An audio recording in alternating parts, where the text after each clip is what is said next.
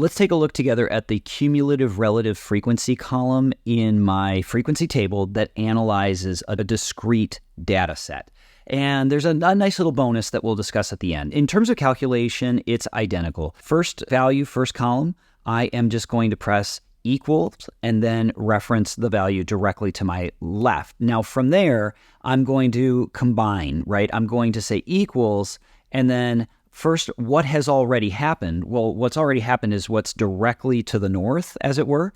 And then what's the new stuff that happened? Well, that's the stuff to the left. And when I add these values, I should end up with, say, now this is probably a rounding error. Let's take a look and keep rounding down. And as I keep going down, we get to 100% at the bottom. So that is what we wanted to see. We'll kind of clean up the formatting here at the end, maybe even do some formatting over there, because we're just fastidious like that. It is always the case that you want 100 in this bottom by the time you've gotten to the final cell. Now, what is special about this cumulative relative frequency column as opposed to the one that we've already seen when we were dealing with categorical values? Well, let's imagine that it was categorical values that were just colors like maize and blue and lavender and fuchsia and different things like that. And we came up with these frequencies. Well, the frequencies, that's one thing. And the relative frequencies, well, that's another thing. That's fine.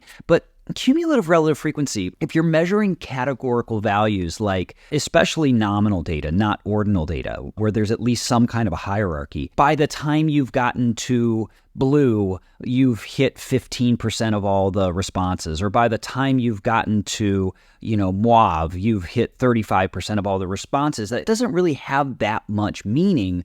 But if we're looking at numeric data, then it does become quite clear. Hey, by the time I get to 2 nights, there 35% of the time I met my sales target 2 nights or less. 79% of the time I met my sales target 4 nights or less, right? That is useful. That's kind of digestible and intuitive. So it's a real benefit of using the cumulative relative frequency column with discrete data.